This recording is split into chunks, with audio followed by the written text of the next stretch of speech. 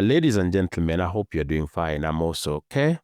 You know, Kenya is a very political nation, and there's so much that is happening in the political space. I was like, what topic do I talk about? And I settled on discussing one Peter Salasya. The reason as to why I settled on talking about the Honorable Peter Salasya, the MP for Mumias East, is that both his proponents and opponents might be doing so without understanding who the man is and what he's actually about. And I always believe that for you to judge someone, for you to decide whether to support or oppose someone, it is best that you understand who they are. Number one, you need to also understand why they are doing what they are doing. And then look at, is it possible that they will achieve their goal? And then in this case, I will also share my unsolicited advice. So this video will be split into 4 parts. That is, who is Peter Salasya? And the second part will be, why all the drama? Why is Peter Salasya doing what he's doing? Why is he all over? And the third one would be, will he achieve his goal? Having understood his goal in number 2, we will be like, can he achieve what that goal is? Is it possible for him to achieve his goal? And then number 4 will be my unsolicited advice to the young MP. If this is something you are interested in, keep watching. And if you're watching this channel for the first time, just take a moment, subscribe to the channel so that whenever we produce videos of this nature, YouTube will notify you. So who is Peter Salasya? Let us start with age. The young MP is 36 years old. He was born in 1989. What about his education background? Well, he is a product of Egerton University. He graduated with a Bachelor of Commerce. What about his professional background? Where has he worked? Salasya, having completed school, started his career selling bicycles, helping some business sell bicycles, after which he went to be a banker at DTB Bank. Salasya then decided to vie as an MP, and in 2017, and he failed miserably, having emerged the last out of 9 candidates. He got about 250 votes. Considering he went into politics, he lost his job at the bank, and so he volunteered as a teacher in one of the national polytechnics in Kakamega. So that is his background. Politically, Salasya did not start politics yesterday. He tried his luck with the student leadership and failed in all the attempts he made. But then I said he vied also in 2017 and failed. But Salasya learned something, that you just don't need to vie. You need to rally people around something that is of emotional value, something of sentimental value. And in Mumias East, ladies and gentlemen, that is the Mumias Sugar Company. Because Mumias Sugar Company is like the livelihood of the people around there. And so the company was going under, and the then MP was seen to be doing very little. Salasya took advantage of that gap and decided to be one of the most vocal people about Mumias Sugar Company, advocating for ways to save it. And people looked at that and they were like, let us give this guy a chance. He might help us save this source of livelihood. That is Mumias Sugar Company. And so in 2022, when he tried his luck again under DAP, Salasya won the election, and that is what brought him to the limelight. Before then, you didn't know who he was. As a young man who was struggling at home, you come, you meet some huge check. There is that culture shock. You will get friends who will lead you or mislead you. In the case of Salasya, I think it is both. He found some friends who are perhaps leading him, but also some very funny company that has been misleading him. But that is who Salasya is. So let us go to the part of why is he doing all this that he does. Like I said, ladies and gentlemen, Salasya understood that nothing beats being relevant. When he vied in 2017 and lost, he realized that instead of giving up, he should remain relevant. So even though he was a teacher, he didn't focus so much on that. He focused a lot on politics, and being relevant rewarded him. But that's not all. Salasya finds himself in a very difficult situation, politically speaking. And what do I mean? You see, in Kakamega County, ODM nearly swept all the seats. In fact, Mumias East is one of the 3 seats that did not go to ODM. Out of the 12 constituencies in Kakamega, ODM claimed 9 of them. Mumias East, like I said, is one of the constituencies that did not go to ODM.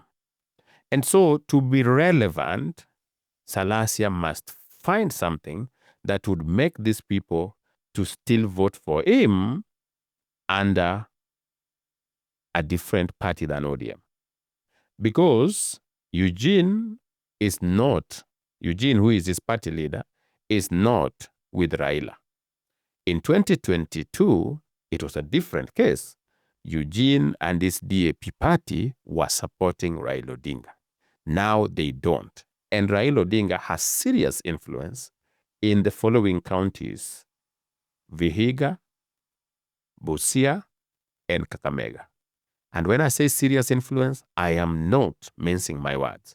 We tried our level best. I remember during the 2017 election when we were supporting Uhuru Kenyatta for re-election, we thought that we were going to get serious votes from Vihiga, Busia, and Kakamega. The opposite happened. Uhuru, I think, got less than 30% of the votes, even though he had invested a lot of money in trying to get the Luhya votes. Most of these people vote for Raila, even when Mudavadi was vying in 2013. When Mudavadi was contesting for the presidency, Raila still got much of the votes from Vihiga, still got a lot of votes from Kakamega, and of course, serious number of votes from Busia. So these 3 counties in Western are merely an extension of Luo Nyanza, as I told you in a previous video. They mostly vote the Luo Nyanza way. It's the same case you have in Mount Kenya. Meru, Embu, Tharaka, Nakuru, Laikipia are not necessarily central Kenya. No. However, you will find them voting the way Kiambu would vote. Why? Is that influence? The people have intermarried, the people live together, and so politically they also reason the same. That is what is happening in Western, that is what is happening in Kisii. You'll find most Kisiis will vote for Raila Odinga as their presidential candidate because of the intermarriage and the influence Luos have over them politically. That is the same thing that is happening in Busia, Kakamega, and Vihiga. They are mostly influenced by Luos that are their neighbors, intermarriage and etc. And so Salasya finds himself literally in a Raila Odinga zone when his boss and his party are no longer aligned to Raila Odinga. So what do you think he needs to do? He must come up with something that would make the people feel like we need to re-elect this young man, even if he's not a member of ODM.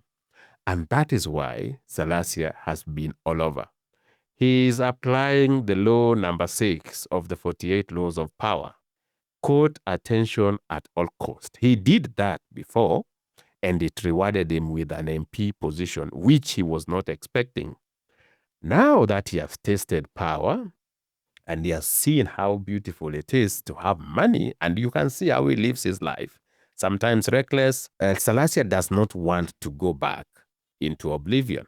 is doing everything possible to make sure that he remains not just relevant, but popular enough to get re-elected in Mumias East with a different party than ODM. So you're asking, is the way he's going about it the right way? Before I answer that, let me tell you why he's even dragging the Luo community into this. You see, I've told you that most of the voters in Salasya's own constituency mostly vote the way Raila votes. And now that Raila Odinga is with William Ruto, chances are that the voters, most of them in Mumias East, are likely to vote how Raila tells them, which disadvantages Salasya, if you can understand. So what does he do? If he can succeed to make this thing tribal, that Luos are attacking Aluya. In fact, he said so. He said that attacking him is equivalent to attacking the Luo nation, and they are waiting to punish Luos when the time comes. What he was talking about is, now that he's being attacked, when the time comes when Luos may need lawyers to support them, maybe in supporting Ruto or whoever, the lawyers will be like, you attacked our son. You did not stand with our son. You are molesting our son. And for that reason, we are going to punish you. That is what he hopes to achieve. That is why he's dragging the entire community. That is why Salasya has been going live, insulting Raila Odinga, calling him names, etc. His belief is that the more he calls Raila names, the more he antagonizes Raila Odinga, it will anger his base and might cause him problem. Remember, he went live to say that he will really beat up the Raila youth, the youths who support Raila.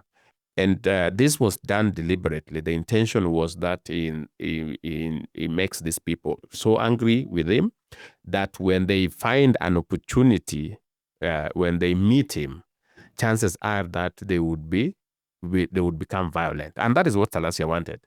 So the intention is attack Raila, make sure that his base is angry at you. If they attack you, you say that Luos are attacking lawyers, and hoping that if that was to sink, then it will get him a second term. Like I said, he has tested power, and nobody wants to go back to poverty. The life he's leading now is not what he used to lead before. And so chances of Salasya desiring to go back to a humble life of a UT teacher or something like that, no. This guy wants to stay in the limelight. He loves it. And so he will do everything to get back to power. We go to number 3. Will this strategy work? I want to tell you it won't work. I told you that in politics, never work with theory. Go with practical. If you sit down and you're like, some imaginary agencies are going to come up in 2022 and overwhelmingly vote for you, I want to tell you that is not likely to happen unless a serious miracle was to happen. These young people don't register as voters to begin with. So if you sit somewhere and you're waiting and you have this hope that these young people are going to stand with me because I'm a fellow young person, go and ask the likes of Osele. There is a certain young man who was elected in Kasipul Kabon as the MP. He served only one time. He was even younger than Salasya. And then he was not so pro-Raila Odinga. What happened? He was not elected again. That is what happens when you are in somebody's zone. Even today, the MPs who are working with Rigathi, they are very comfortable admitting that they don't like the man. However, they know that most Kikuyus are hiding behind Rigathi Gachagwa's mistreatment to oppose Ruto. And for that reason, chances are that if you oppose Rigathi, they are waiting to punish you come 2027. Salasya should know this, that the reason as to why he was elected was because he was part of Azimio. The reason as to why he was elected into parliament is because he was part of Azimio. The people of Mumias East did not elect Salasya because of their love for Eugene Wamalwa. They did so because of their love for Raila Odinga. They were supporting Azimio candidate known as Raila Odinga. And so they didn't care about a party so much as long as that party was supporting Raila Odinga. Now that the circumstances are different, Salasya should look for another route. Because if he goes the route of antagonizing Raila Odinga, I can give you thousands of examples of people who have failed. You can antagonize Raila Odinga when you don't come from Western. That is possible. You can win. You can actually go against Raila Odinga and win. Even if you were his supporter before, you can still win. But if you antagonize Raila Odinga and you are in Western region, it is very difficult for you to win, especially if you are elected purely because they believed you are one of his supporters. So Salasya, I'm not saying it is improbable, that it is not possible. He can pull a surprise and win, but the chances are very low. Chances are very low. Antagonizing Raila, trying to play a tribal card between Luos and Lawyers, that does not work. It might work in Bungoma because the Bukusus there have not been influenced by Luos. Bukusu always vote different from those 3 counties that I told you. You will find that the Bukusus will vote differently. They can even decide to vote for Kibaki when everybody in Western is voting for Raila Odinga. They don't care. They are independent. And that is why the vote from Bukusuland is always very important, because if you get it, you get it. It is not under Raila Odinga. Currently, that vote is controlled by one Moses Wetangula, who is supporting William Ruto. It's possible to win even without being loyal to Raila Odinga. I can tell you that in Western, but not when you are antagonizing him. Being disloyal and antagonizing someone are different, because you can just decide to focus on other things. You are not talking about Raila, you are not promoting him anywhere. But being antagonistic means that you are looking for everything to make Raila Odinga look bad and these people to be angered. And when they are angered, it can be very difficult for you, because you saw the consequences of the things that Salasya had to endure at Nyayo Stadium. And these people, the more you anger them, the more things get very ugly for you, because when they meet you, you become their target. It will make life very miserable for Salasya.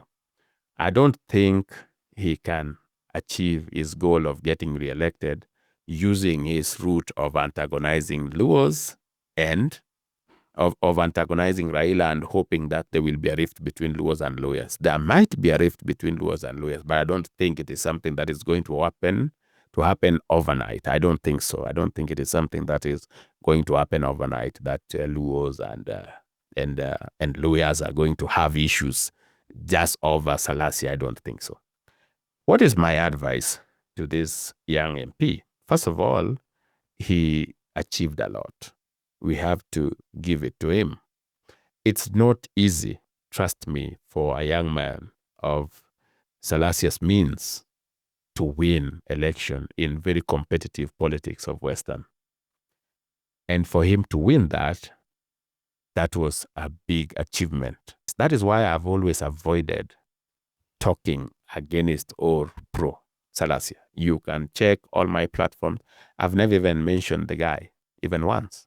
Because mostly I was like, this is a young man who did, who really went, who really made a serious achievement, and he should be given a chance. We shouldn't be the kind of people that whenever a young man succeeds and come to the fore, we are the people fighting this young man and bringing them down. However, in my observation of Salasya, there are 2 things he needs to correct. First of all, he needs to change his company.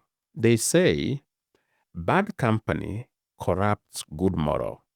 Seeing an MP smoking bangi on live, going live to smoke bangi, mostly drunk, dancing, I don't know where, marrying all over, I know he's young, but you see, 36 is not a toddler.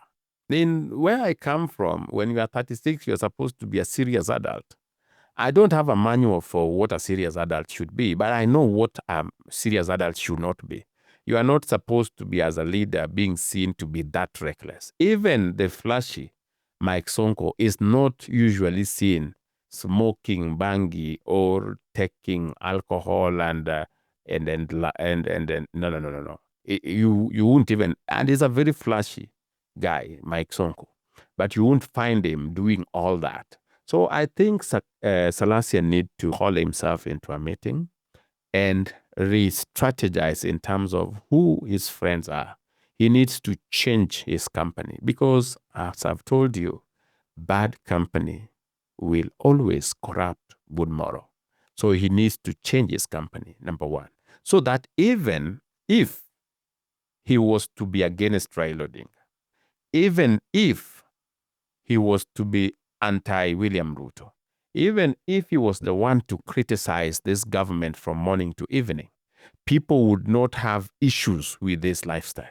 They would be like, this is a very straightforward young man who is saying we are not going to do this and this and this. You cannot be reckless and look like you can die anytime, or you don't care about yourself and expect people to follow you. The people who will follow you might follow you for emotional purposes, but I don't think serious human beings are going to. Even Wajakoya, who was promoting Bangi, was never seen smoking bangi and being drunk, etc. No, this young man needs to take a break and reorganize himself in terms of how he appears to the public. Then two, he needs to also take a different route. In my opinion, I don't think that antagonizing Raila from morning to evening or calling Luo's names or talking about them derogatively is going to work for him. What would work is if he focused, first of all, in cleansing his image and then on a message. Let's say he would be talking about the Mumias Sugar Company.